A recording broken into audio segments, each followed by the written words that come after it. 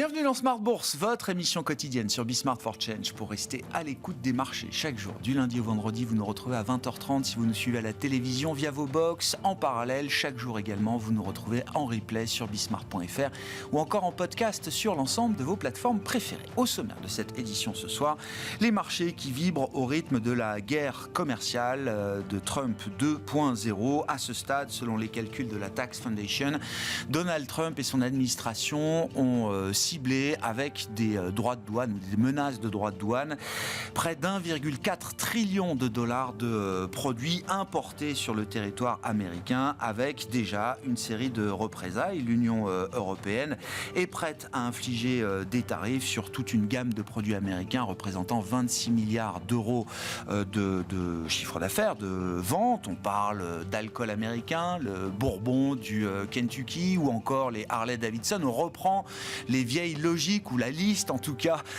des produits américains taxés lors de la première guerre commerciale 2018-2019, et cela engendre évidemment un risque d'escalade puisque Donald Trump promet des tarifs jusqu'à 200% sur le cognac ou l'armagnac français, bref sur les spiritueux importés par les États-Unis en provenance d'Europe. Voilà où nous en sommes aujourd'hui. Les marchés suivent évidemment avec attention la situation. Des marchés qui sont en léger retrait aujourd'hui, que ce soit en Europe ou aux États-Unis. La baisse n'est peut-être pas encore totalement consommée sur ces marchés d'actions, avec des taux américains qui remontent un petit peu, il faut le noter également, autour de 4,30% pour le 10 ans américain.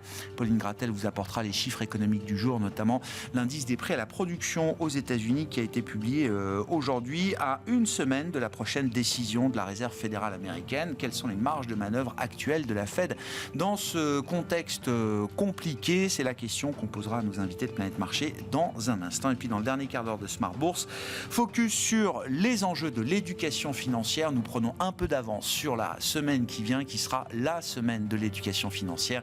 C'est Anne-Claire Benvaux, fondatrice et présidente de la plateforme d'éducation financière SPAC, qui sera avec nous dans le dernier quart d'heure de Smart Bourse ce soir.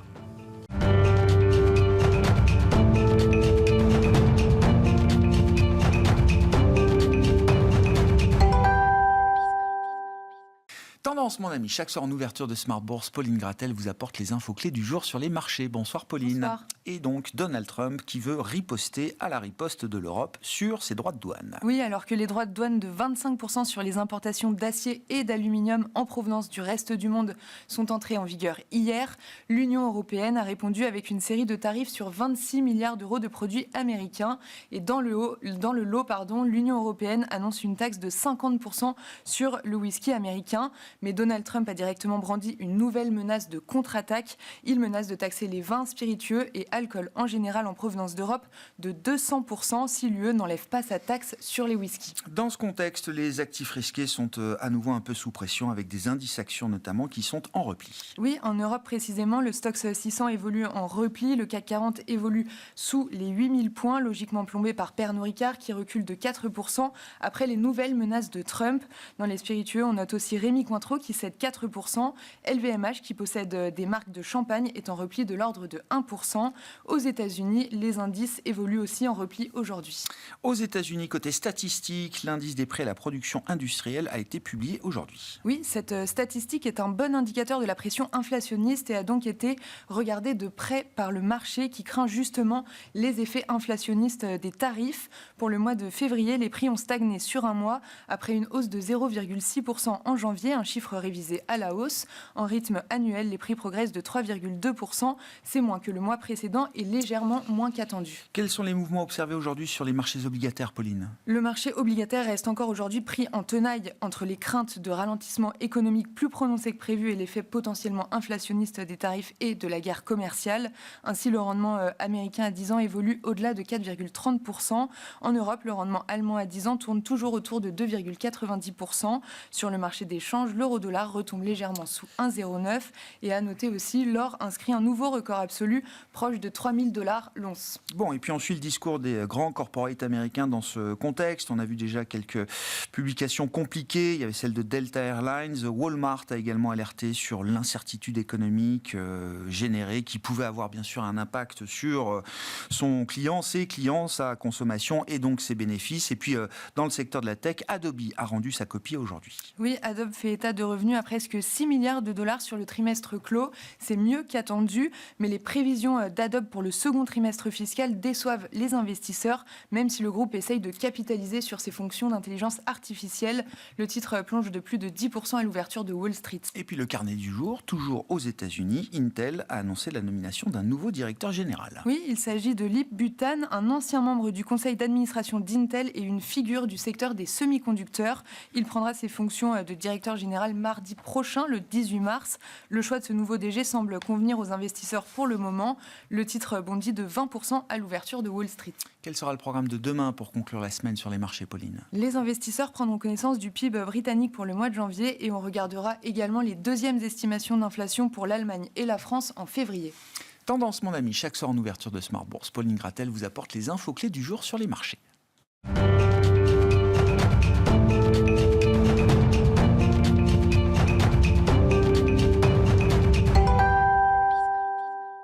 Trois invités avec nous chaque soir pour décrypter les mouvements de la planète marché. Nathalie Benatia est à nos côtés, macroéconomiste chez BNP Paribas Asset Management. Bonsoir Nathalie. Bonsoir. Julien Kiss-Robert nous accompagne également, gérant chez Taylor Asset Management. Bonsoir Julien. Bonsoir. Et Jean-Jacques Friedman, également avec nous, directeur des gestions déléguées de Vega IS. Bonsoir Jean-Jacques. Bonsoir.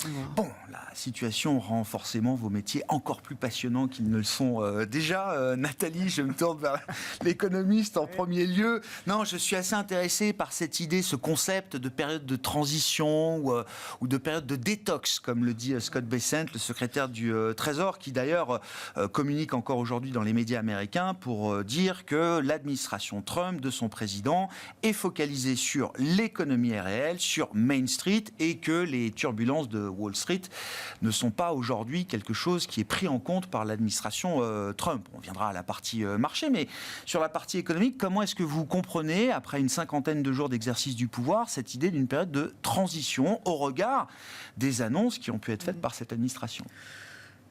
Alors le métier est fatigant en ce moment, mais ça c'est un autre problème.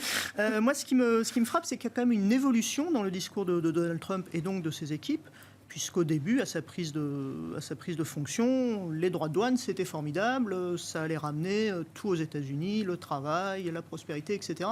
Et on a un glissement. Trump lui-même a parlé de petites perturbations possibles liées aux droits de douane. Et là, on entend ce terme très, très marketing, très bien trouvé de détox.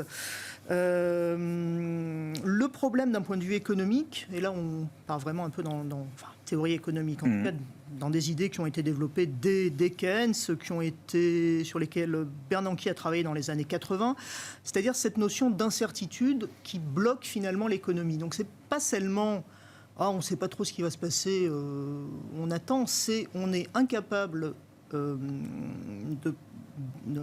mettre en face d'événements possibles une probabilité, et donc on bloque parce que c'est rationnel, quand on est une entreprise, quand on ne sait pas ce qui va se passer, de retarder ses investissements, des investissements lourds évidemment, qui normalement sont décidés parce qu'il faut les faire, on n'investit pas pour le plaisir, il est rationnel de les retarder parce que en attendant davantage d'informations, on pourra prendre une meilleure décision. Et ça, c'est vraiment quelque chose qui est en train de se mettre en place du point de vue économique. Évidemment, pour les marchés financiers, l'incertitude, on est habitué à manipuler ce mot. Mais c'est vrai qu'en économie, ce n'était pas forcément le cas. Et là, on est vraiment au cœur de ce sujet. Et puis, il y a des incertitudes connues et des incertitudes inconnues. C'est ça, si je vous suis, Nathalie. Les known unknowns et les unknown unknowns. Et là, on est vraiment dans un niveau d'incertitude.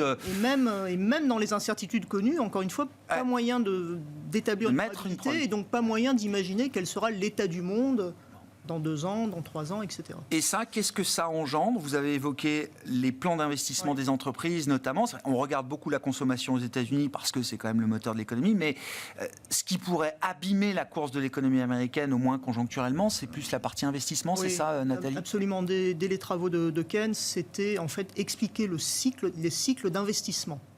Et c'était un des facteurs qui explique le cycle d'investissement. Et on est vraiment comme dans un livre d'économie, c'est-à-dire qu'on a une incertitude sur le commerce mondial, on a une incertitude sur la réglementation, ce qui est très important, parce qu'on nous dit on va déréglementer, on ne sait pas où, dans quelle mesure. Et donc c'est vraiment comme dans les livres, et il est normal que les entreprises fassent état de cette incertitude.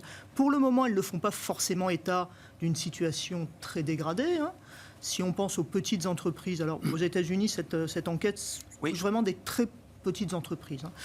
Leur niveau de confiance, alors qui s'était envolé après l'élection de Trump, est revenu, mais reste supérieur à un niveau tout à fait correct. Mais ce qui a été souligné dans le commentaire, c'est que l'incertitude, c'est-à-dire les gens qui répondent aux questions « je ne sais pas » ou qui ne répondent pas, est en train d'augmenter et d'une façon assez importante. Sur les 2 derniers mois, donc l'enquête NFIB qui est parue hier, sur les 2 derniers mois, si on prend janvier et février, la baisse du nombre de patrons de PME qui sont prêts à étendre leur business, à investir, a chuté considérablement. Aussi, c'est ça. Jusqu'où ça nous mène ? Enfin, je veux dire, puisque c'est la question qui revient, est-ce qu'on est simplement dans une vibe qui retombe à travers des chiffres d'enquête, de morale, ou est-ce que ça peut être déjà plus profond que ça, avec des chiffres durs qui, à un moment, pourraient être moins jolis que ce qu'on a vu jusqu'à présent aux États-Unis? Honnêtement, plus profond que ça, pour le moment, ce n'est pas notre scénario central. Effectivement, les peurs sont nées de la dégradation des enquêtes d'activité, de confiance des ménages. Et par ailleurs, il est peu probable qu'on voit dès les données concernant février ou mars, les effets de la politique de la nouvelle équipe, compte tenu du début au 20 janvier. Donc voilà, c'est la question. Est-ce que les données solides, les données objectives vont tenir ? Et c'est très difficile de répondre à cette question. Est-ce que c'est typiquement des indicateurs de données dures qui pourraient à un moment, je ne sais pas, infléchir la conduite de la politique ou la politique conduite par Donald Trump? Il y a la méthode et l'objectif, toujours, mais sur la méthode ou la manière, peu de chances qu'il change, j'imagine. Mais pour le moment, à propos de l'estimation de la santé de l'économie américaine, le dernier discours de Jérôme Powell était positif, très positif. C'est ça. Son terme, c'est de dire que l'économie américaine est in a good place, donc dans une bonne situation, que le marché de l'emploi continue à aller bien. Et c'est vrai, dans les chiffres, tout ce qui vient du marché de l'emploi nous dit que ça va bien. Mais c'est vrai que, alors, pour le coup, on repart sur les investisseurs, peuvent jouer à se faire peur. Alors après, est-ce que manifestement, compte tenu de la teneur des dernières communications sur détox et compagnie, on peut imaginer que des inflexions des données ne changeraient pas la politique, mais encore une fois, on ne peut qu'imaginer. Après, si on entre dans quelque chose de plus marqué en termes de ralentissement, ça pourra changer. Il y a quand même un seuil de douleur, j'imagine. Sans doute. On ne sait pas où il est, mais il y a quand même un seuil de douleur pour une équipe au pouvoir comme celle de Trump aujourd'hui. Oui, comme tout président. Oui. Le rapport sur l'emploi de vendredi dernier, c'était son premier rapport sur l'emploi. C'était le mois de février, qu'il n'a pas d'ailleurs énormément commenté. Mais oui, lui aussi va être obligé de commenter le rapport sur l'emploi et de regarder au moins ses chiffres. Voilà. Bon, intéressant de voir. Il change un peu d'indicateur par rapport à la première version de Trump au premier mandat. Il a toujours des indicateurs de marché, mais là, il communique sur le fait que les taux longs aient baissé. C'est bon pour les mortgages, c'est bon pour ceux qui veulent éventuellement acheter de l'immobilier. Il communique sur la baisse du pétrole également, qui a perdu 15% quand même depuis son installation à la Maison-Blanche. Et puis, il communique sur, non pas la baisse du dollar, mais la baisse des taux essentiellement et la baisse du pétrole. Et moins focalisé sur le marché action, et c'est ce que dit Scott Bessent d'ailleurs aujourd'hui, Julien. Le marché action, les turbulences du marché action, pour l'instant, c'est pas notre sujet. Oui, il va même plus loin, puisqu'il considère que les mouvements sur les marchés sont faits de certaines personnes qui seraient contre sa politique. Les globalistes. Voilà, donc il y a un peu de dogmatisme derrière tout ça. Non, ce que je dirais, moi, ce qui nous inquiète un peu plus, nous, c'est alors effectivement, il y a ce sujet investissement avec ses incertitudes, mais plus loin que ça, c'est la confiance aussi, et notamment du consommateur. On a vu sur le mois de janvier que les chiffres étaient un peu difficiles. Pas oublier qu'aussi l'effet richesse lié au marché financier est quand même très important sur le consommateur américain. Je vous rappelle, 10% des consommateurs, c'est quasiment 50% de la consommation aux États-Unis. Donc c'est les plus riches, forcément. Et donc des marchés un peu plus difficiles, des cryptos qui baissent aussi, puisque tout ça participe. On a peur que ça entame quand même la confiance au final de ce consommateur américain. Et donc du coup, pour le coup, nous, on a une posture un peu prudente, en tout cas sur les prochaines semaines, mois, puisque de toute façon, les effets de la guerre commerciale, on est au début. L'Europe va arriver de manière un peu plus significative dans quelques semaines, logiquement. Parce que là, on est sur l'écume, entre guillemets, avec les sujets sur l'alcool et l'acier. Donc il y a quand même un environnement qui reste extrêmement complexe de ce point de vue-là. Et donc nous, on a plutôt une posture à ce niveau-là qui reste un petit peu prudente, justement parce qu'on a peur que la confiance du consommateur soit un peu plus abîmée. Et on le voit d'ailleurs dans la confiance des investisseurs privés aux États-Unis, elle a fortement baissé. Et donc là aussi, je ne dirais pas qu'il y a quelque chose de cassé, mais en tout cas, il peut y avoir une zone d'incertitude. Et puis, pas oublier aussi que les petits porteurs sont souvent très techno, qui est le segment qui a le plus corrigé. Donc, il y a peut-être un effet encore plus fort, en tout cas, chez eux, sur leur patrimoine. Et pour revenir sur l'immobilier, oui, c'est très bien, les taux baissent, mais le bois vient beaucoup du Canada. Donc là, dans l'autre, je ne suis pas sûr que net, ce soit très, très positif. Voilà. Mais bon, après, l'autre bonne nouvelle, je dirais, c'est on dit qu'il ne réagit pas. Bon, il a réagi quand même pour Elon Musk, en voyant que le titre Tesla chutait, donc il s'est empressé de dire qu'il fallait en acheter. Non, mais c'est... Bon, évidemment, c'est un peu trivial comme ça sujet. Ça a repris 8% hier, Tesla. Mais en tout cas, ça démontre... Ils ne regardent pas, mais ils regardent quand même. Ouais. Voilà, c'est un peu plus complexe que ça. Voilà, mais en tout cas, ils sont prêts à aller dans des zones de douleur. Et ils avaient prévenu depuis longtemps, puisque c'est vrai que l'équipe de Trump avait été moins disante là-dessus, mais Elon Musk, ça fait plusieurs mois qu'il dit que ça aura des impacts négatifs, mais que ce sera pour aller mieux aussi. Ouais, c'est ça. Le discours, c'est... Voilà, ça vaudra le coup. Bon, c'est un prix à payer, mais qui vaudra... C'est no pain, no gain, quoi. Oui. Bon, ce qui est intéressant de voir, je ne sais pas si vous avez vu cette interview de Ronald Reagan qui est ressortie. Ah non. Il y a longtemps, évidemment. Ah oui. Sur les droits de douane. Mais c'était assez intéressant, parce que lui, justement, il disait qu'il était contre ces droits de douane, parce qu'il dit que c'est séduisant à court terme, mais la réalité, c'est que derrière, il y a ces sujets d'inflation, et puis aussi des pertes de compétitivité des entreprises américaines, parce qu'elles se retrouvent dans un cocon, et donc elles ne sont plus forcément incitées à innover et à faire des gains de productivité. Je crois que c'est le chef économiste de JP Morgan qui a eu cette phrase fabuleuse, qui a dit les tarifs, alors, mis à part le fait que ça fait monter les prix, ça ralentit l'économie, ça fait baisser les marges, ça fait augmenter l'emploi, ça augmente les disparités au sein de la société, à part ça, c'est très bien. Donc, effectivement, on en est un peu là. Mais on ne comprend toujours pas très bien, effectivement, si c'est juste du bargain, du trade, si c'est plus dogmatique que ça. Il y a cette question qui se pose aussi. On verra bien ce qu'il en est à partir du 2 avril. Mais quand on écoute certains membres de son administration, la porte-parole de la Maison-Blanche, il y a quand même l'idée qu'ils sont convaincus que ce sont les étrangers qui payent les tarifs douaniers et que pour l'Américain, c'est des rentrées d'argent et c'est de l'argent en plus et que ça va être des baisses d'impôts, quoi. C'est quand même vendu comme ça et à force de le vendre comme ça, on se demande même si ils ne croient pas que ça fonctionne comme ça, quoi. Quand on répète un mensonge 1000 fois, ça finit. Ouais, c'est ça. Non, mais la porte-parole de la Maison-Blanche, dans le discours... c'est des hausses de taux pour les étrangers et c'est des baisses d'impôts pour les Américains, quoi, les tarifs. Oui, c'est vendu comme ça. C'est pas ça. Non, ouais.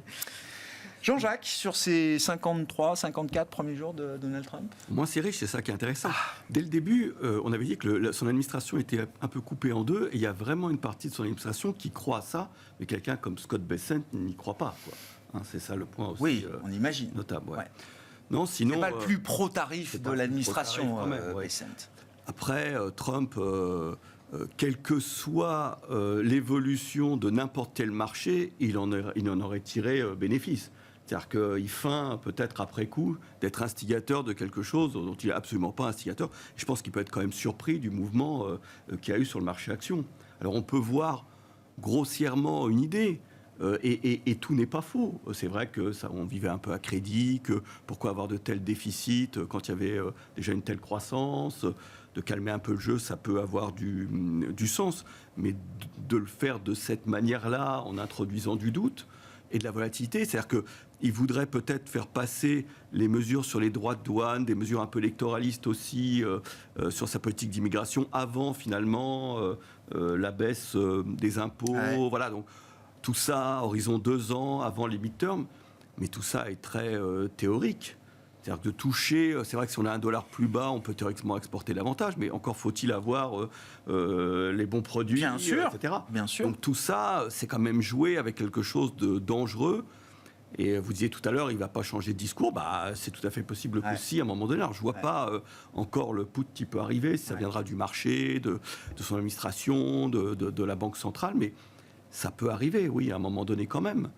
Donc, alors au Congrès, bon là, situation de blocage un peu traditionnelle avant de voter une nouvelle loi budgétaire, mais bon, la Chambre des représentants, il y a encore le Sénat. Ça permettra de jauger un peu la capacité des démocrates à tenir un bras de fer avec.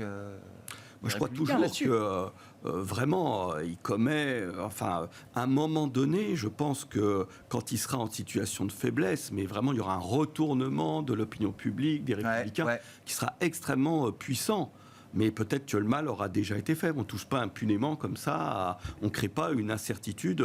On ouvre une bouteille et une boîte de Pandore, et pour arriver finalement à remettre le mauvais génie dans la bouteille, c'est difficile. Donc j'espère que ça ne va pas aller trop loin. Mais oui, créer... Après, ce qui se passe aussi, puisque maintenant, aujourd'hui, en 2 mois, tout le monde ne croit plus qu'à l'Europe, et c'est une zone géographique qu'on avançait. Voilà, finalement, c'est avec la progression qu'on a eue et la baisse qu'il y a eu sur les marchés américains, dont le Nasdaq, 20% d'écart entre le DAX et Nasdaq, les deux sont revenus, à leur valorisation moyenne. Au moins, c'est le point notable. Alors, comme il y a peut-être un sous-investissement notable sur la zone européenne, peut-être qu'il peut y avoir un phénomène d'exagération, surtout si les taux rebaissaient sur la zone européenne et qu'on peut aller un peu plus loin en termes de PE.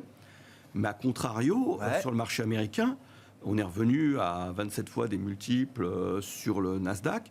Et comme on a quand même des résultats qui devraient continuer à progresser, il nous semble que paradoxalement, une partie du mal est faite déjà sur le marché américain et le Nasdaq en tête. D'accord, donc vous voyez quand même toujours, après 20%, 15% de baisse du Nasdaq par rapport au sommet, il y a peut-être déjà un premier moment d'opportunité, vous dites quand même, si on fait un peu abstraction du bruit, en termes de valo pur, il y a quand même parce que, un risk-reward qui redevient intéressant. Oui, parce que sur le marché européen, c'est un call qu'on avait, mais le marché européen, il performe quelques mois généralement, il ne performe pas des années quand même. Donc là, c'est vrai qu'il y a un changement notable, mais on a l'impression que c'était il y a quelques mois, alors que c'était la semaine dernière finalement avec Merz, on a l'impression que c'était il y a... Mais voilà, je pense qu'il ne faut pas jeter. À un moment donné, il y avait un exceptionnalisme américain. Là, il y avait un phénomène de rattrapage parce que finalement, on n'était plus tout focalisé ni sur le géopolitique qui était favorable pour l'Europe, ni sur les valorisations qui pouvaient être une zone de rattrapage pour la Chine et l'Europe par rapport aux États-Unis. Mais maintenant, ça a un peu eu lieu et il y a quand même une vérité des grandes valeurs tech qui, si on n'avait pas tort au moment où on disait que l'instant DeepSeek finalement ne cassait pas et au contraire étendait les thématiques de l'IA, etc., devrait occasionner des points de support quand même sur ces valeurs au moins de croissance US, d'autant plus avec la baisse des taux. Bon, alors allons-y, tactiquement, Julien, là c'est déjà un moment pour ceux qui ont bien profité du rallye européen et qui n'ont pas trop souffert dans la baisse américaine, c'est déjà un moment pour, tourner un petit peu les positions. C'est une réflexion, effectivement, qu'on a nous aussi. Bon, comme je vous disais au préalable, on est un peu plus prudent à ce stade. Je pense que c'est un peu tôt. Mais effectivement, le marché américain n'est pas encore... pour moi, on n'a pas atteint le point assez douloureux pour il n'y a pas eu de capitulation, Jean-Jacques. Vous avez c'est pas sur l'idée d'une capitulation que vous dites que ce marché retrouve des opportunités. Non, il est juste revenu à une valo moyenne. Mais pendant ce temps-là, sur un an, les multiples de valorisation fait que toute chose étant égale par ailleurs, un an après, ça fait des valos basses. C'est ça, mais... Non, mais c'est assez vrai. Mais en même temps, donc, effectivement, on se pose la question par rapport à l'Europe qui a eu son moment, effectivement, avec toutes ces annonces. Tout a été assez parfait. Il ne manquerait plus qu'on puisse racheter du gaz russe à pas cher. Et puis... je ne parle pas de politique, là. Je parle vraiment de point de vue économique. Évidemment, ce serait... Mais c'est une question qui se posera, oui. Ce serait la bonne nouvelle, effectivement, de ce point de vue-là. Mais pour le reste, effectivement, les annonces sont là. Bon, on va voir déjà comment ça va se mettre en place. Il y a des votes déjà en Allemagne qui doivent mardi prochain. Scellés pour le 17 mars, avant qu'il y ait le nouveau Parlement qui soit mis en place, parce que là, ce sera un peu plus compliqué. Donc, il y a quand même cette zone un peu d'incertitude. Et puis, il y a le sujet, est-ce que les Américains ne vont pas demander qu'une grosse partie du budget aille chez eux, finalement, et que ce ne soit pas les entreprises européennes qui en bénéficient. On voit déjà qu'il y a des bisbilles entre les Européens sur le mode opératoire. Donc voilà, c'est en partie dans les cours. On considère que c'est peut-être sage, en tout cas, de prendre un peu de profit sur l'Europe. Et les US, y revenir, pourquoi pas, mais dans l'attente des annonces sur l'Europe, en tout cas de guerre commerciale, on préfère patienter un petit peu. Et sur les US, Jean-Jacques, la dynamique de profit, elle reste en place, elle n'est pas altérée. Enfin, on regarde tout ce qu'on disait, et notamment Nathalie, sur le risque sur l'investissement, le risque sur la confiance. Bon, il y a des boîtes comme Walmart, Coles, Delta Airlines, tout le monde commence à dire que consommateur, on n'est pas sûr que demain, il sera aussi vigoureux. Non, ça peut quand même amener des révisions à la baisse sur les perspectives bénéficiaires aux États-Unis, ce qu'on n'a pas vu depuis, je ne sais même plus. Alors c'est pour ça que je pense, si on prend quelques mois en arrière, c'est pour ça que je pense qu'il ne faut pas trop aller ni sur les cycliques, ni sur les mid US. Mais ce qui se passait sur les États-Unis, c'est qu'il y avait vraiment, alors on parlait d'exceptionnalisme, mais il y avait vraiment des grandes tech US qui historiquement avaient réellement 40% de plus de résultats de BPA que le reste de la cote. Donc et c'est ça, la tech, voilà. vous voulez retrouver cet exceptionnalisme de la tech. Voilà. Et ça, pour cette année, finalement, ces valeurs ont beaucoup souffert parce que finalement, les prévisions, c'était qu'elles reviennent au reste du Nasdaq. Donc un des points, c'est qu'on pouvait jouer par exemple le Nasdaq Next 100, c'est-à-dire les 100 valeurs en dessous de ces grandes valeurs qui ont moins souffert. Mais là, finalement, il y a eu cet écroulement un petit peu. Et donc, je pense que revenir finalement sur les capitalisations un peu plus grandes semble... voilà. En plus, si demain, il y a des capex un peu moins importants, puisque une des raisons, finalement, de la diminution du profit, c'était par rapport aux dépenses énormes d'investissement de ces grandes valeurs. Ouais. Donc, si c'est remis un peu en question, on ne le croit pas fondamentalement avec... ça peut être positif marché. Ça peut être positif pour ce style de valeurs. Pour ces valeurs-là. Ouais. Ouais. Nathalie, donc la Réserve fédérale américaine se réunit la semaine prochaine, communication attendue. A priori, on attend toujours un maintien de la pause du statu quo, mais est-ce que le discours de Jérôme Powell, vous avez rappelé son précédent message il y a quelques jours à peine, est-ce qu'il peut l'infléchir un petit peu à horizon d'une semaine là ? Honnêtement, ça m'étonnerait, ça ressemblait fort à la bande-annonce de son discours quand même. Le teaser. Voilà, le teaser.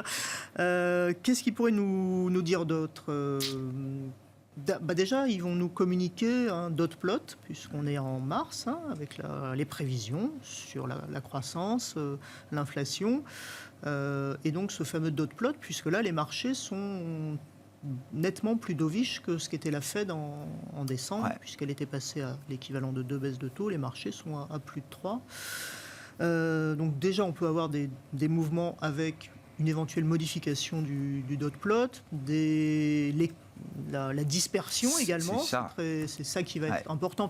Honnêtement, là aussi, ça m'étonnerait qu'on ait vraiment un changement de 25 points de base en plus ou en moins, certainement pas en moins, à mon avis, du côté de la Fed. Donc la dispersion et encore une fois le diagnostic sur l'inflation, qui devrait être relativement favorable. On a cette inflation qui ralentit lentement, très lentement, mais qui a pris la bonne direction avec, et d'ailleurs c'est le cas aussi en Europe, un ralentissement dans les services. On entend beaucoup de communication à nouveau sur le risque des tarifs vis-à-vis de l'inflation, etc.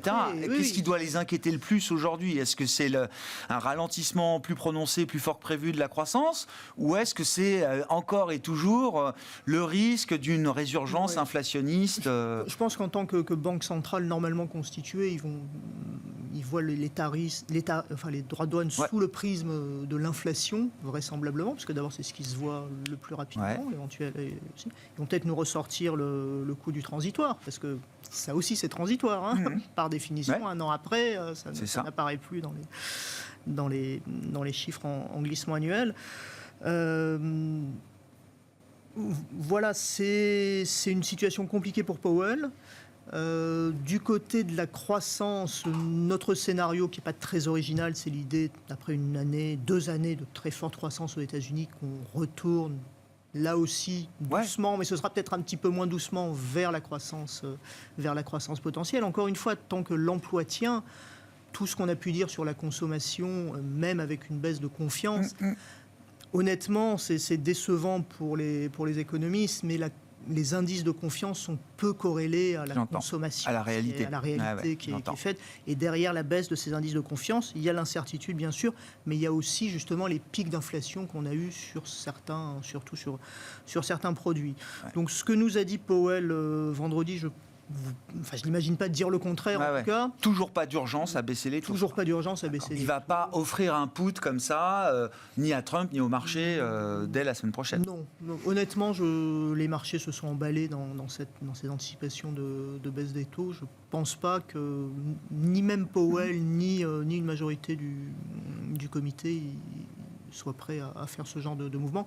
Et ça ne servira vraisemblablement pas à grand-chose en plus. Trop tôt peut-être donc pour effectivement changer de discours. Mais il n'y aura pas de porte fermée à des baisses de taux. Non. Ce sera meeting by meeting. Ouais. Ils ne le disent pas à la Fed, Toutes les options restent ouvertes. Venons-en à l'Europe, Nathalie. Un des grands indicateurs a été évidemment le rebond de l'euro et la remontée des taux longs allemands, effectivement.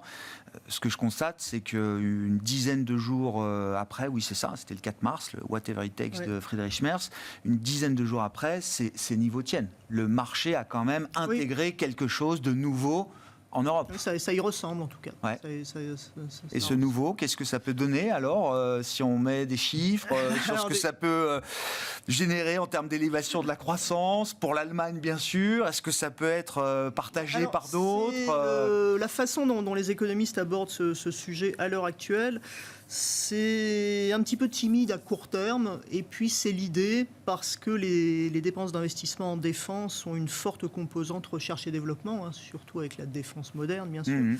Et donc c'est plutôt l'idée que ça remonterait la croissance potentielle, ce qui est une bonne nouvelle. Pas forcément pour le niveau de taux, mais voilà, on a des plus taux de qui sont croissance relativement potentielle, bas, plus on de peut vivre avec des taux croissance plus élevés. Absolument, ce serait une bonne nouvelle. Ce sont également des dépenses, parce qu'elles ont ce côté recherche et développement, qui ont un multiplicateur assez élevé. Mais la question finalement que tout le monde se pose, ou en tout cas que les gestions obligataires se posent, parce qu'ils ont toujours tendance à voir le côté un peu plus sombre, c'est est-ce que ces dépenses vont véritablement arriver et sous quelle forme, quoi. Honnêtement, le Whatever It Takes, on avait pu être sceptique sur le premier, celui de Mario Draghi. J'ai l'impression que Friedrich Merz est aussi vraiment convaincu. Ah oui. Effectivement, c'est un sujet politique également. Ouais. C'est un sujet politique, mais qui a vraiment les deux aspects. Ce qu'on constate dans les sondages d'opinion, c'est que les citoyens européens sont plutôt d'accord avec cette approche. C'est depuis la séquence dans le bureau ovale. Ça a apporté un soutien naturel, à l'Ukraine. Trump a fait remonter les cotes de popularité de beaucoup de gens dans le monde. Et donc naturel aux dirigeants européens qui ont décidé de se mettre en avant. Donc c'est important, ça veut dire qu'il faut que les dépenses soient faites, et de toute façon il faut que les dépenses soient faites. Parce que si on regarde la règle des 2% de l'OTAN, la France et l'Allemagne, on y est à peu près. Donc l'Union européenne dans son ensemble, oui. Puis on sait qu'il y a des pays qui ont pris de l'avance, comme la Pologne, d'autres comme l'Espagne et l'Italie, qui sont... et voilà, est-ce qu'on n'est pas dans une situation où il ne faudrait pas passer à une règle de 3%?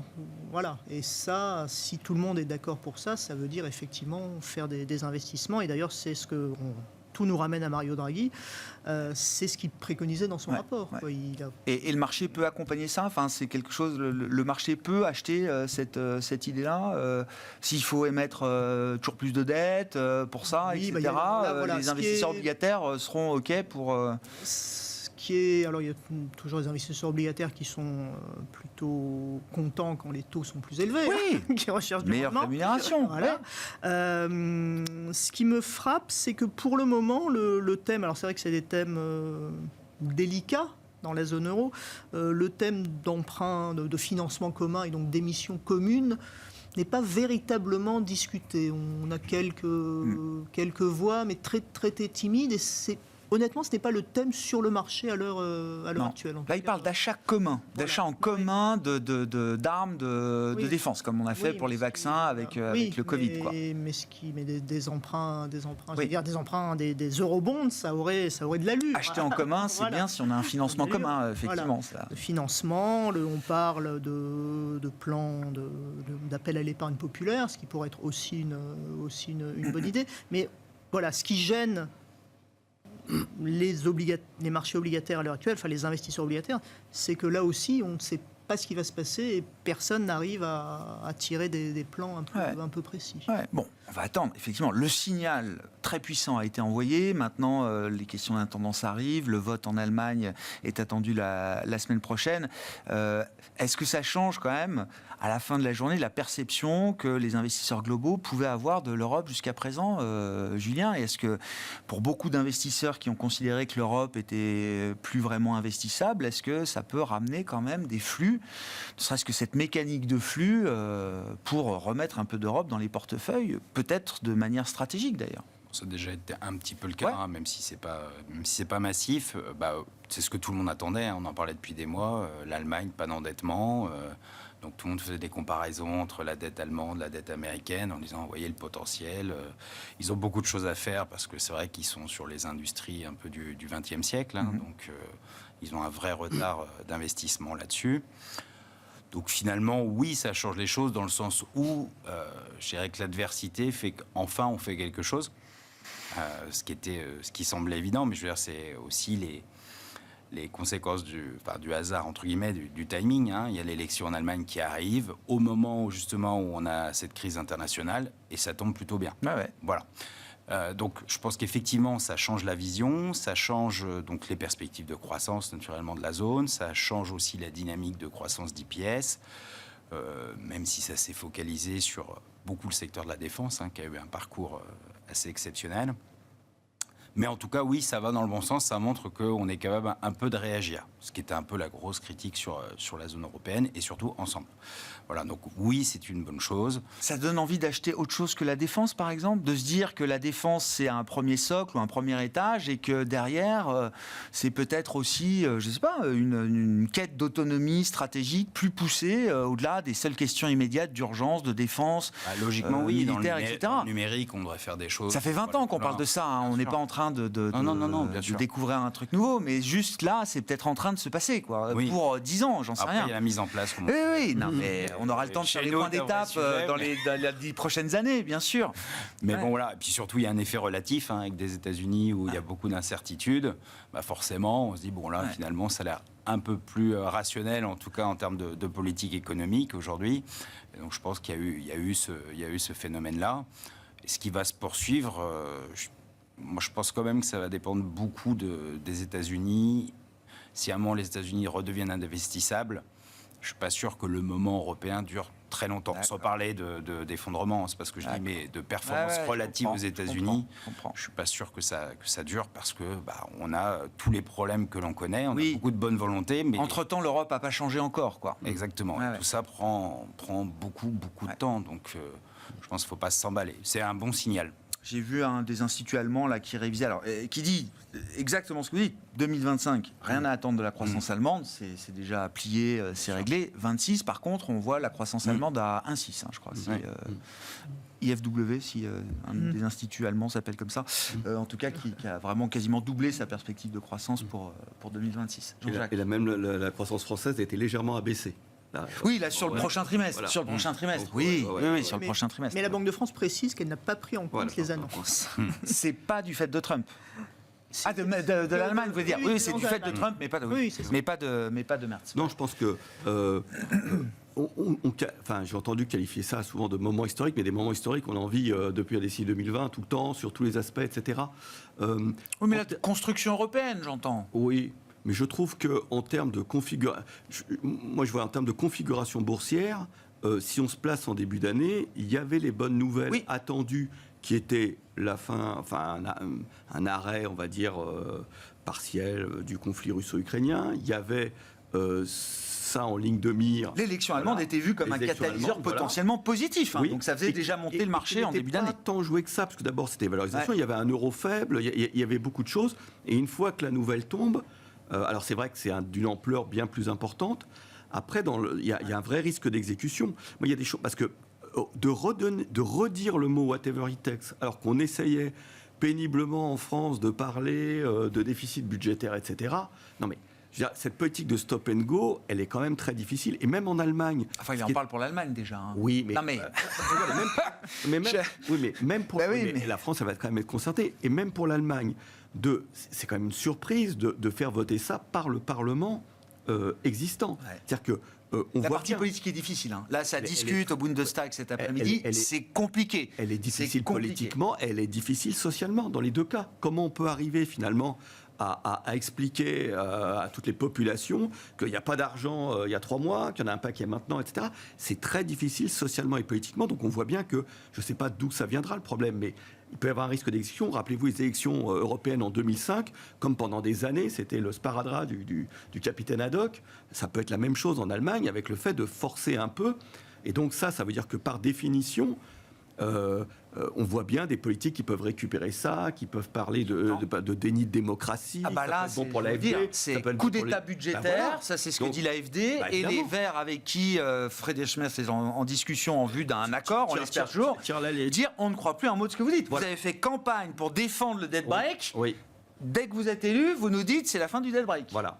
Et donc ça... Sachant que les Verts sont eux-mêmes pour la fin du dead break. Oui. Donc, c'est quand même mais c'est la politique. Voilà, et ça si peut je comprends. remettre d'aplomb à la fois Die Linke et l'AfD. Et Ouais. c'est pas quelque chose qui sera facile en termes Bon, on d'exécution. va voir le donc, talent de politique de Friedrich oui, Merz. On oui, découvre oui, tous oui. aujourd'hui. Hein, Oui, mais, donc c'est comme tout, le problème c'est l'intendance possible. Ouais. ouais, je comprends. Mais ça veut dire que là, sur le plan boursier, Ah bah, sur effectivement, le plan boursier, on a beaucoup a été revendu joué de ce et qu'on on s'est pouvait remis à la imaginer. neutralité D'accord. au moment de l'annonce, voyant en plus le 5 mars des taux montés de 30 centimes. Ouais. Des taux montés de 30 centimes et qui ne reviennent pas en arrière. C'est-à-dire que là, il y a un vrai Ah bah oui, réflexion. c'est ce que Puis je il peut y avoir une peur, le franchissement des 3% sur le Bund possible. Enfin, pour l'instant, ça s'accroche. Donc, Et 3%, ça s'achète le Bund en tout cas, on a lancé un fonds de portage très très récemment. Alors, c'est pas qu'on l'ait bien anticipé parce que le temps que ça arrive bien avec l'AMF, etc., mais qui est tombé au bon moment, donc il collecte. Mais oui, c'est comme le Nasdaq à terme, oui, mais ça peut déborder un peu. Ça peut être 3,10, 3,15, quoi, Ah passer ouais. à 2,90. Voilà. Ah ouais. C'est pas si la tendance haussière qu'il y a pour l'instant, elle n'est pas totalement, elle n'est pas remise en cause. En tout cas, c'est comme une marche qu'on redescend pas. Sur les- C'est depuis 10 jours, c'est ce qu'on Voilà. observe. Le Ouais. triple allemand est pas fragilisé pour autant. Je pense qu'il y a une petite marge. C'est la question parce que ça, oui. Bon. Qu'est-ce que ça change pour la Banque Centrale Européenne cette fois, Nathalie? Elle parle, Christine Lagarde, et, bon, l'image est assez évocatrice, hein, les courants chauds et les courants froids.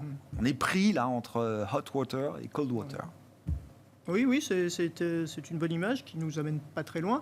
Mais non, mais ça, là aussi, c'est la situation. Ils ont perdu leur boussole, quoi, un La peu. Là. situation de la BCE n'est pas facile, mais j'ai au moins l'impression que le changement de ton, de dire que on va peut-être arrêter de dire que la politique est restrictive avec des taux Ouais. à 2,50, c'est important. D'abord, ça peut peut-être amener une certaine unité toujours fragile au sein du Conseil, parce que juste avant, ça partait quand même dans tous les sens.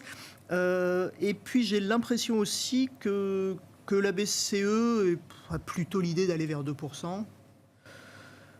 Mais n'était sans doute pas à l'aise avec le fait que les marchés anticipaient davantage. Donc j'ai l'impression que 2% c'est quelque chose sur lequel tout le monde peut à peu près s'accorder. Donc on ira peut-être en plusieurs comités, etc. Mais ça paraît encore une fois un niveau qui devrait permettre justement de laisser une marge de manœuvre dans un sens où... Donc on arrive là au bout du voyage, là, quasiment. On a encore 50 centimes. Ouais. Ça, 2%, c'est pas des taux extrêmement élevés. Alors peut-être qu'à fin janvier, Christine Lagarde les aurait encore qualifiés de restrictifs, mais comme l'a dit Isabelle Schnabel, quand on est à ces niveaux de taux, 25 centimes, ça compte quand même. C'est différent, quoi. Bah oui. Voilà. Après, la BCE du côté de l'inflation, j'ai l'impression qu'elle peut être un peu plus détendue. On a parlé des chiffres d'inflation. C'était hier, je crois, Le Wedge Tracker Voilà. qui est sorti, ouais. qui est sorti, alors dont Eurostat ne veut pas savoir comment il le calcule, la BCE, mais qui va dans le bon sens, c'est-à-dire qui va La pression salariale la pression est en train de salariale qui diminuer. ralentit. Et d'ailleurs, ça colle assez bien avec des données sur l'emploi dans la zone euro qui, sans être dégradées, sont un peu moins fortes que ce qu'elles étaient. C'est le cas en France, c'est le cas sur la zone euro dans son ensemble. Donc j'ai l'impression que du côté de l'inflation... Et d'éventuels tarifs de Trump, ça jouerait dans quel sens pour la Banque Centrale Européenne? Ça jouerait à faire monter l'inflation. Hein. Enfin, pardon, non, ça jouerait à baisser l'activité. Ouais. Mais j'étais encore sur la Fed, c'est pour ça, donc à baisser l'activité. mais pas forcément de nature à déclencher une nouvelle vague de baisse de taux. Une nouvelle vague de baisse. Ah ouais, d'accord. Voilà. Bon, la BCE a déjà communiqué. La semaine prochaine, ce sera la Réserve fédérale américaine. Je voulais qu'on dise un petit mot des marchés de crédit aussi. Alors, je voyais le high yield américain a quand même vu les rendements remonter de 50-60 points de base là, sur la période. Je ne sais pas, est-ce que c'est une alerte de quelque chose? Est-ce que c'est l'occasion d'en reprendre? Enfin, est-ce que le crédit reste une classe d'actifs là, intéressante avec les incertitudes du moment qu'on essaye de décrire? Julien. Sur la yield américain, bon, c'est assez logique. On a des craintes de ralentissement, donc les spreads s'écartent un peu. Ça va être très cohérent. En plus, il y a ce biais industrie pétrolière aussi sur la yield américain. Donc, avec un pétrole qui est un peu sous pression, ça rajoute évidemment une couche. Bon, je dirais que sur ces niveaux-là, vu les taux sans risque, en tout cas, acheter des obligations pour faire du portage, ça fait clairement du sens. Je parle côté, que ce soit Europe, surtout Europe d'ailleurs. Je pense que ça fait du sens.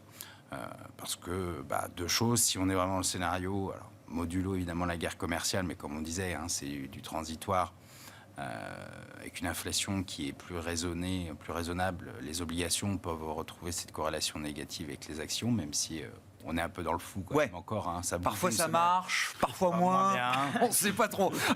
D'ailleurs, on le voit bien, l'Europe, ça a monté, les taux longs, les US ont baissé. Alors, effectivement, il y a ce plan de relance. Mais le sujet de guerre commerciale et de perturbation sur la croissance économique, c'est un peu le même sujet pour tout le monde, plus ou moins. Donc voilà, mais en tout cas, en avoir en portefeuille, ça fait du sens en termes de diversification. Ça, il n'y a pas de doute là-dessus. Après, est-ce qu'il faut aller chercher plutôt du high yield ou de l'IG? Ça, c'est une question de profil aussi. C'est profil de risque. Et puis, on le sait, si on fait de l'IG, on joue une baisse peut-être plus rapide des taux sans risque, parce que comme il y a moins de spread, forcément, vous avez une sensibilité qui est plus forte. Voilà, mais oui, sur le portage obligataire, en tout cas, on continue de penser que c'est une bonne idée. Et puis, il y a aussi tous ces gens qui se repositionnent aujourd'hui sur tous les produits Phoenix Bearish, sur le CMS. Beaucoup de gens qui s'y remettent. C'est quoi ça, pardon? Les produits structurés, vous jouez des bornes en fait, sur le CMS 10 ans, avec des coupons et des capitaux garantis. Et comme c'est des produits à assez longue duration, forcément les taux ont monté, ils ont plutôt corrigé. Donc il y a des gens qui se repositionnent sur ce genre de produits avec des rendements qui peuvent être assez sympathiques. Bon. Vous disiez, sur le high yield, on était plutôt, on a réduit historiquement, c'est-à-dire on ne veut pas cumuler à la fois le risque action et le risque taux, donc on était parlé du high yield, l'investment grade, et plutôt être sur le souverain maintenant, ou sur l'investment grade assez court, quand même, non pas sur le high yield. Merci à vous trois. Merci d'avoir été les invités de Planète Marché ce soir. Nathalie Benatia, macroéconomiste chez BNP Paribas Asset Management, Julien Kistrebert, gérant chez Taylor Asset Management, et Jean-Jacques Friedman, directeur des gestions déléguées de Vega IS.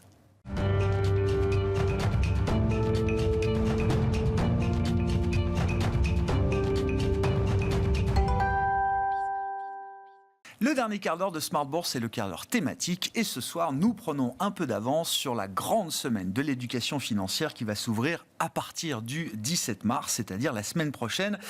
Parce qu'il y a déjà beaucoup de choses à dire sur les enjeux de l'éducation financière. Anne-Claire Benvaux est à mes côtés, fondatrice, présidente de la plateforme d'éducation financière SPAC. Bonsoir Anne-Claire. Bonsoir Grégoire. Merci beaucoup. Enfin, c'est même vous qui avez pris un peu d'avance sur cette semaine de l'éducation financière qui est un temps fort annuel désormais, je le constate, pour tout l'écosystème de marché et de la finance en général. Toutes les grandes sociétés, instituts ou autres participent à cette semaine de l'éducation financière. Vous avez pris un peu d'avance puisque vous avez marqué en début de semaine la première édition des Grands Prix de l'éducation financière, initiée par SPAC avec un certain nombre de partenaires.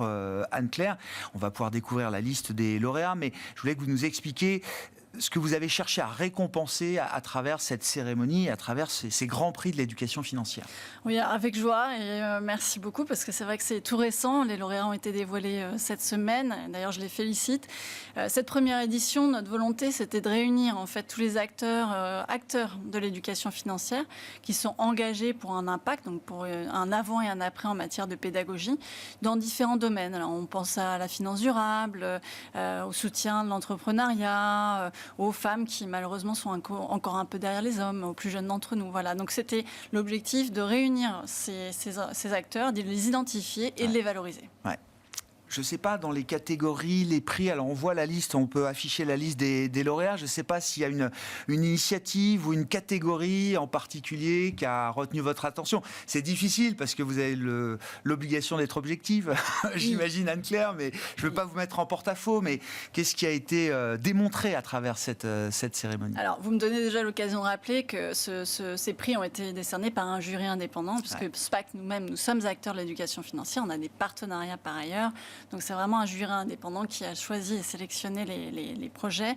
Je dirais qu'il y a eu plusieurs initiatives très intéressantes, mais je pense à une initiative qui a beaucoup d'impact, qui est celle de Trade Republic, que vous connaissez très bien, qui a choisi de faire un partenariat avec un média qui a une grosse audience et qui permet de parler de sujets de pédagogie et d'économie à tous. Donc, dans la vision d'impact, si vous voulez, c'est un projet intéressant. Et puis, je pense aussi à une association qui s'appelle Les Premières de Guyane. Alors, association que je connais bien, même si voilà, là, je n'ai pas pris part au vote, qui soutiennent l'entrepreneuriat des femmes dans un territoire qui est très divers. Voilà, beaucoup de cultures différentes, de langues différentes, donc un niveau d'entrepreneuriat accompagné particulièrement complexe. Bon, parlons justement de l'objectif de l'éducation financière, parce que vous réalisez également en amont de cette grande semaine de l'éducation financière un baromètre annuel avec Opinionway, je crois toujours. Anne-Claire. Quel était l'enjeu de ce baromètre? Qu'est-ce qui ressort de ce baromètre et quelles sont les évolutions en matière d'enjeux liés à l'éducation financière que vous pouvez observer sur cette année? On peut vous parler déjà d'un premier sujet qui sont les arnaques financières. On voit que 26% des Français déclarent avoir été victimes d'une arnaque financière. C'est un taux qui augmente d'année en année progressivement, même si on constate une meilleure information, une meilleure connaissance aussi de ces sujets. Et malheureusement, ceux qui sont les plus touchés sont les jeunes, puisqu'on atteint 35% des 18-24. Et aussi, malheureusement, les populations disposant de peu ou de pas du tout d'épargne, d'ailleurs, et ceux-là sont 36% à être victimes d'arnaques. Alors, ce que ça veut dire, c'est que très souvent, quand on manque d'éducation financière, évidemment, ou quand on manque d'argent, on a envie de croire peut-être un peu plus facilement à des promesses de gains faciles sur les réseaux sociaux. Ouais. C'est d'ailleurs l'enjeu de la semaine de l'éducation financière, c'est ça, En effet, c'est l'enjeu de cette année. Le thème de cette année, c'est vraiment vigilance et prudence sur la façon dont on s'informe, donc sur les choix. Et on pense notamment aux influenceurs qui prennent une place de plus en plus importante auprès des plus jeunes générations, puisque dans la moyenne des Français, on est à peu près 5% à s'informer auprès d'influenceurs. Quand chez les moins de 35, on atteint plus de 10%. Donc c'est quasiment, c'est le double même. C'est quoi les règles, effectivement, les messages que vous distillez pour justement ne pas tomber dans une arnaque, notamment quand on est jeune ou quand on a peu d'argent à placer et qu'on est prêt à le faire? Alors, première chose, c'est important de diversifier, évidemment, on ne le rappelle jamais assez, donc pas tous ses œufs dans le même panier. Quand on vous promet des promesses de gains rapides, faciles, avec des rendements très importants, c'est rarement vrai, voilà. Donc là aussi, méfiance, vérifiez bien. Et n'hésitez pas, ça paraît évident, mais on ne pense pas forcément à le faire, à consulter votre conseiller financier pour vérifier certaines informations. Dans le baromètre que vous sortez, alors il y a toujours la place des femmes, ça j'imagine c'est toujours un item et une question qui revient. Est-ce que le gender gap se résorbe un peu en matière d'éducation financière, de gestion des finances personnelles entre les femmes et les hommes? Merci de poser cette question parce qu'effectivement les femmes, nous sommes encore 10 points derrière les messieurs dans pas mal d'études sur nos connaissances financières. Ouais. Alors de manière générale, les Français nous disent qu'ils sont 60% à avoir besoin d'une meilleure information, quand les femmes sont 65%. Donc il y a encore un écart, mais qui tend à se réduire. Donc, ça veut dire que les choses sont en train de s'optimiser progressivement, et c'est tant mieux. Ouais. Pourquoi c'est un enjeu? Et vous dites, on a envie. Alors il y a plein d'initiatives. Alors il y a votre manuel, petit manuel d'éducation financière qui est paru chez De Bock Supérieur il y a quelques mois déjà, je crois. Anne-Claire, il y a une initiative collective aussi. Alors j'ai plus le nom en tête, mais sur l'éducation financière que vous avez initiée aussi, Anne-Claire. Alors, je ne sais pas à laquelle initiative vous pensez, mais on a le projet Ensemble pour l'éducation financière, et je pense que c'est à ça que vous faites référence, effectivement, où ensuite, dans la continuité en fait, des Grands Prix, on invite nos candidats qui n'étaient pas lauréats, mais qui étaient eux-mêmes très investis pour cette cause, et tout aussi intéressante d'ailleurs comme initiative, à nous rejoindre, tout comme les lauréats, dans ce mouvement Ensemble pour l'éducation financière. Alors, pardon, on vient juste de le lancer, donc c'est pour ça que j'étais un peu perturbée, mais effectivement, notre objectif, c'est de faire de la France un pionnier et un leader européen en matière d'éducation financière. Parce qu'aujourd'hui, on est dans la bonne moyenne en Europe et on ne peut pas se satisfaire de ça. Et puis, on l'a dit à l'instant, les femmes sont encore derrière les messieurs. Et ça, très concrètement, typiquement, les femmes qui investissent moins dans l'économie ou en actions, par exemple, c'est 6% de PIB en moins. Oui, c'est ça, bien sûr. À la fin de la journée, ça se retrouve aussi dans les besoins d'investissement qu'on a, enfin, tous les sujets dont on parle aujourd'hui. Comment on fait ? Qu'est-ce qui manque aujourd'hui ? C'est quoi les priorités ? Je vois aussi dans le baromètre, chez les jeunes notamment, il y a vrai appétit pour, truc tout bête, mais des cours de finance à l'école, quoi, au collège, au lycée, des cours de gestion, de finances personnelles, etc. Alors ça, c'est une donnée qui est très importante pour nous, très intéressante, parce qu'effectivement, on milite et on n'est pas les seuls à appeler à ce que l'éducation financière soit plus présente à l'école. Et on n'est pas juste les professionnels du sujet à le revendiquer, c'est aussi un besoin qui est exprimé par les 18-24, qui place ce sujet-là en premier dans les solutions à considérer pour être mieux informés. Alors que l'ensemble des Français va plutôt dire et déclarer que c'est un sujet à traiter en autonomie. Et juste derrière, ils placeront l'école et leurs partenaires financiers au même niveau en termes d'apport d'information. Chez les plus jeunes, c'est évident, il faut maintenant que ce sujet rentre à l'école.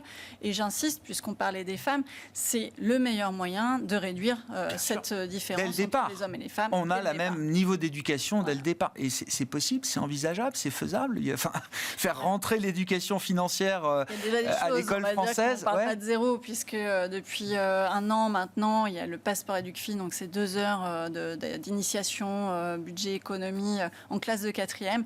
C'est tout récent. Voilà, j'ai pas forcément les résultats, mais je pense que c'est plutôt d'ailleurs à la Banque de France qui porte ce sujet d'en parler.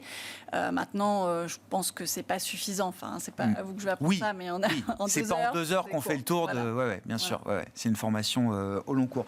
Bon, gros programme pour vous, j'imagine, la semaine prochaine aussi, Anne-Claire, avec cette grande semaine de l'éducation financière, qui est, encore une fois, je le dis, vraiment devenu un temps fort de l'actualité. Oui, on peut se réjouir. Et un temps fort médiatique, je trouve. C'est vraiment une bonne nouvelle. Parce que ça veut dire, enfin, moi, j'ai mené cet appel depuis 4 ans. C'est vraiment un combat. C'est la mission de SPAC. Et je suis très heureux de voir que autant d'acteurs commencent et s'investissent pour cette question-là, et pas que ponctuellement pour la semaine de l'éducation financière. Et c'est vraiment là qu'on va pouvoir changer la donne et avoir un impact. Donc, on commence à avoir des effets, et c'était le bon moment pour nous pour créer ces fameux grands prix de l'éducation financière. Première édition 2025. En attendant, bien sûr, les suivantes. Merci beaucoup, Anne-Claire Benvaux qui était avec nous. Puis je vous renvoie à notre quart d'heure thématique chaque dernier vendredi du mois, autant pour moi, avec l'économiste associé de SPAC, Michel Remy, qui vient chaque mois dans Smart Bourse décrypter un concept économique en plateau. Merci beaucoup, Anne-Claire Benvaux, présidente fondatrice de la plateforme d'éducation financière SPAC, qui était avec nous, l'invité de ce dernier quart d'heure de Smart Bourse ce soir.